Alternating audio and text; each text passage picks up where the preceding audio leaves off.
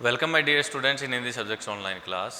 पिछली क्लास में हम हमारे चैप्टर नंबर जो 7 है उसके बारे में बात कर रहे थे। उसमें हमने देखा कि किस तरह से उस बालक को, एक छोटे से एक लड़के को जो कि सेठ के पास नौकरी करता था, उसको रात को स्वप्न आया। स्वप्न में वो क्या चिल्लाता है कि अहो या अरे मेरे भाग्य।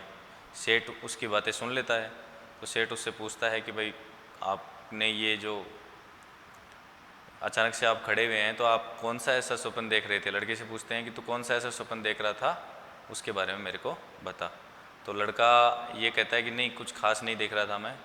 तो सेठ को तो क्या है, जब वो सपना आया उसके बाद लड़का पढ़ने लगा, मेहनत करने लगा छिप करके। तो सेठ को उस चीज़ को जानने की उत्सुकता हुई कि भाई इसको रात को ऐसा कौन सा स्वप्न आया जिसने अहो मेरे भाग्य करके ये चिल्ला करके उठ गया। तो सेठ उससे जानने की कोशिश करता है तो लड़का टाल देता है कि भाई नहीं, ऐसी कोई ख़ास बात नहीं थी। सेठ को भी इस चीज़ का जिद हो जाता है। तो सेठ उससे कहता है कि भाई मैं तेरे को नौकरी से निकाल दूंगा अगर तूने नहीं बताया। तो बच्चा कहता है कि ठीक है निकाल दीजिए, लेकिन मैं स्वप्न वाली कोई भी बात आपसे नहीं बताऊंगा। उसके बाद वो जमींदार के पास गया। जमींदार ने भी नौकरी पर रख करके, जब सेठ ने उसको बता दिया जमींदार को कि ये लड़का मेरे पास नौकरी करता था और इसने स्वप्न वाली बात मेरे को नहीं बताई, इसलिए मैंने इसको निकाल दिया, तो तुम उससे वो बात पूछो। जमींदार ने पूछा, उसने जमींदार को भी नहीं बताई, तो जमींदार ने भी निकाल दिया। फिर राजा के पास चला गया, वहाँ मेहनत करके मंत्री बन गया। एक बार जमींदार जब राजा के पास गया तो उसने जमींदार ने राजा को भड़का दिया। भड़काने के बाद राजा ने पूछा कि भाई आप बताओ। उसको मंत्री बना दिया था लड़के को राजा ने, तो लड़के ने मना कर दिया राजा को भी, तो उसने उसको क्या है जेल में डाल दिया। उसके बाद पड़ोसी जो राजा था उसने उस साम्राज्य पर आक्रमण कर दिया और दोनों के बीच युद्ध की स्थितियां बन गई। उसने 2-3 सवाल भेजे, उन सारे सवालों का जवाब किसने दे दिया? वो जो लड़का था जो जेल में था, वहीं से उसने उन सारे सवालों के जवाब दे दिए। तो उस राजा ने अपनी सेना हटा ली और एक संदेश भेजा कि जिसने भी मेरे सारे सवालों के आंसर आपको दिए हैं, या मेरे को दिए हैं सॉरी, उस व्यक्ति से मैं मिलना चाहता हूँ, उससे मैं अपनी बेटी की शादी करवाना चाहता हूँ। तो यहाँ तक हमने पढ़ लिया था। अब हम शुरू करते हैं हमारा चैप्टर। पेज नंबर आप आ जाइए 33 पर, चैप्टर 7 पेज नंबर 33। इस समाचार से राज्य भर में सनसनी फैल गई। जैसे ये समाचार भिजवाया ना उन्होंने कि मैं अपनी कन्या का विवाह करना चाहता हूँ उस आदमी से जिसने मेरे कठिन जो सवाल थे उनका जवाब दिया, तो सनसनी का मतलब राज्य भर में सबको आश्चर्य हुआ कि इस तरह से एक राजा जो आक्रमण करने आया था, आज वो हमारे साम्राज्य के मंत्री के साथ अपनी बेटी की विवाह करवाना चाहता है। तो सबको इस चीज़ का आश्चर्य हुआ, अचरज में सब पड़ गए। उस बंदी मंत्री की चारों ओर प्रशंसा होने लगी, सब उसकी बड़ाई करने लगे उस मंत्री की। राजा ने तुरंत उसे मुक्त कर दिया। इसके बाद पड़ोसी राजा ने अपनी कन्या का विवाह उससे कर दिया। राजा ने मंत्री को अपना आधा राज्य भी दे दिया। इसके बाद राजा ने भी उससे बहुत सी चल और अचल संपत्ति भी दे दी। राजा ने जब उसकी प्रशंसा होने लगी तो जिस राजा ने उसको कैद कर रखा था उसने उसको मुक्त कर दिया, और मुक्त करते ही जो आक्रमणकारी राजा था जो कि उस पर हमला करने आया था उस साम्राज्य पर, उसने अपनी बेटी से उसका विवाह कर दिया। विवाह होने के बाद उसने आधा साम्राज्य भी दे दिया और बहुत सारी संपत्ति भी दी। कुछ दिन बाद एक दिन प्रातःकाल इस मंत्री राजा ने दोनों राजाओं, जमींदार तथा सेठ सभी को यहाँ आपने आमंत्रित किया। जब वे साहब उपस्थित हुए तो उस समय यह मंत्री राजा पलंग पर महल के विशाल एवं सुसज्जित कक्ष में लेटे थे। उनकी पत्नी उनके पास बैठी थी। इसके अतिरिक्त अन्य कई नौकर भी इनकी सेवा में जुटे थे। चारों व्यक्ति भी उसके आसपास बैठे थे। जो मंत्री था, जो लड़का मंत्री था, और वो जब शादी करने के बाद राजा बन गया था, तो उसने जो राजा, जमींदार तथा सेठ सभी को यहाँ आपने आमंत्रित किया। यानी कि जो जिस सेठ के यहाँ नौकरी करता था उसको भी, जमींदार के यहाँ नौकरी करता था उसको भी, और जिस राजा के यहाँ मंत्री बना था उसको भी अपने यहाँ बुलाया। तब उस मंत्री राजा ने कहा, यही दृश्य जो आप लोग इस समय यहाँ देख रहे हैं मैंने स्वप्न में देखा था, और तभी मैं स्वप्न में चिल्लाया था कि अहो मेरा ऐसा भाग्य।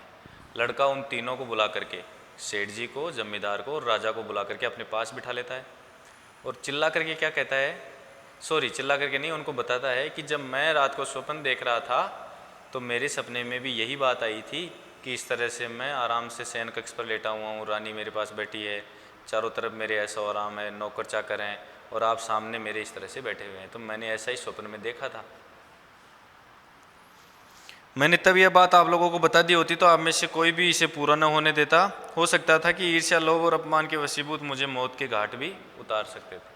अगर मैं उस समय तुम लोगों को अपने सपने की बात बता देता कि तुम सब मेरे आगे छोटे हो जाओगे, मैं तुम सबसे बड़ा हो जाऊंगा, राजा की तरह रहूँगा, बहुत ऐशो आराम से रहूँगा, तो आप में से हो सकता है सब मेरे से शक्तिशाली थे। उस समय मैं एक गरीब बच्चा था, तो हो सकता है सेठ जी मुझे जलील करते, मरवा देते, या फिर जमींदार मरवा देते, या राजा तो मौत के घाट उतारता ही उतारता। जब राजा को ये लगता कि ये मेरे बराबर हो जाएगा तो वो मेरे को मरवा देता। इसलिए मैंने तुम सबसे अपने सपने की बात नहीं बताई। सच है, अपने मस्तिष्क में जो विचार आए उनकी व्यर्थ में न चर्चा करते हुए उन्हें योजनाबद्ध तरीके से पूर्ण करने में जुट जाना चाहिए। कर्म, कठोरता, लगन और निष्ठा से कोई भी व्यक्ति महान बन सकता है। इस पाठ में हमें क्या शिक्षा मिली कि अगर आपके दिमाग में किसी भी प्रकार की कोई प्लानिंग है, कोई योजना है, या जैसे मान लीजिए मैं आपसे संबंधित करके इस चीज़ को बताना चाहता हूँ, जैसे छोटे बच्चे मान लीजिए, या फिर आप बड़े हो जाएंगे, कंपटीशन क्लासेस की तैयारी करेंगे, आप लाइफ में आगे बढ़ने की बातें करेंगे, बिजनेस में आगे बढ़ने की सोचेंगे, तो उस समय जो भी योजनाएं आपके दिमाग में आए तो उनको चारों तरफ फैलाने से, उनके बारे में बात करने से ज़्यादा बेहतर है आप उन योजनाओं को अपने जीवन में उतारें और उन योजनाओं के हिसाब से मेहनत करके आगे बढ़ने का काम करें। ठीक है बच्चों, तो ये अपना जो चैप्टर था कहानी के माध्यम से हमने कंप्लीट किया। अब इसके क्वेश्चन आंसर हम देखते हैं।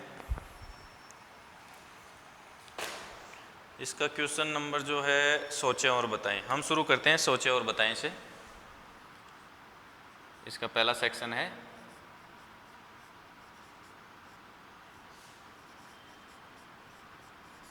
सोचें और बताएं। इसमें क्वेश्चन नंबर फर्स्ट लिख रहा हूं मैं और उसका डायरेक्ट से आंसर लिखूंगा। क्वेश्चन नंबर फर्स्ट है, राजा के प्रश्नों को किसने हल किया? राजा के प्रश्नों को किसने हल किया था? मंत्री बने हुए लड़के ने। जो लड़का मंत्री बन गया था ना राजा के पास जाकर के, उसी लड़के ने किया था ना। उसके सारे प्रश्नों का जवाब जो कैद में बैठा था लड़का, उसी ने दिया था। और जब नौकर उसके पास खाना लेकर के जाता तो वो उससे पूछता और वो उसको, नौकर को जवाब बताता, नौकर उस दूसरे साम्राज्य का जो राजा था उसको जवाब बताता। सेठ ने पहली बार स्वप्न की बात बालक से कब पूछी? जब रात को वह चिल्लाया कि भाई अहो मेरे भाग्य, अरे मेरे भाग्य, तो उस समय पूछी थी ना। तो आप यहाँ सेकंड जो क्वेश्चन है उसका आंसर लिखेंगे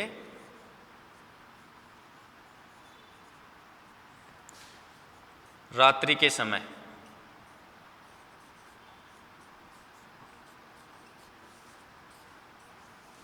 और कब पूछी? जब उसे स्वप्न आया और वह चिल्लाया। क्या चिल्लाया था वह? लड़का क्या चिल्ला करके खड़ा हो गया था? अहो मेरे भाग्य।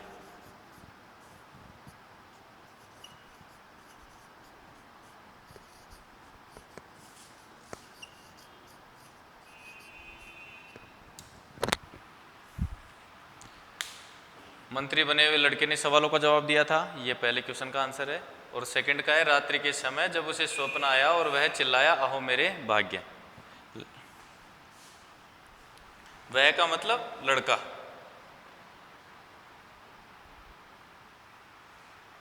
यहां वह का मतलब आएगा लड़का। रात्रि के समय जब उसे स्वप्न आया और वह चिल्लाया, वह के आगे आप कोष्टक में लिख सकते हैं लड़का। थोड़ा सा आपको इजी टू अंडरस्टैंड रहेगा।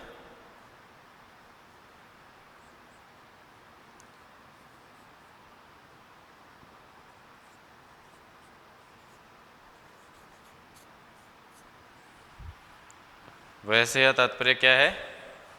लड़का।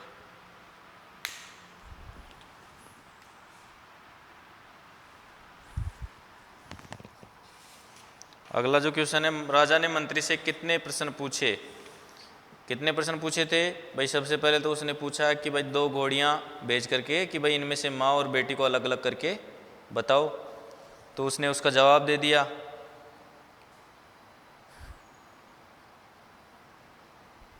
और जब उसको जवाब मिल गया तो उसके बाद उसने और भी प्रश्न पूछे। तो सबसे पहले उसने पूछा था घोड़ी वाला और उसके बाद 2-3 प्रश्न और पूछे थे। तो आप लगभग इसमें लिख लीजिए 3 प्रश्न। इसको मैं रब कर रहा हूँ।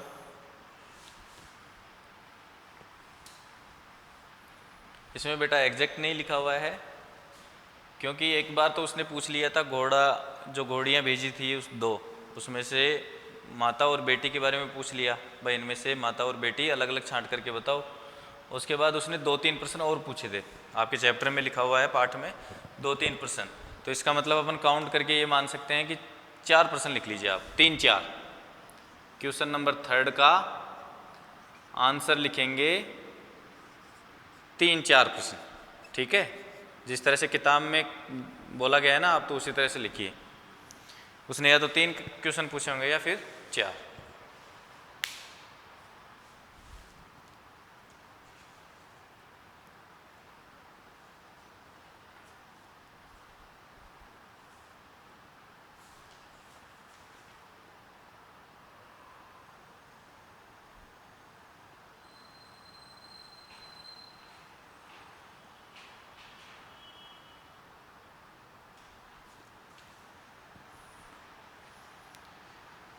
ठीक है बच्चों, आज की क्लास में हम इतना ही करेंगे। इससे नेक्स्ट क्लास में हम बाकी के क्वेश्चन आंसर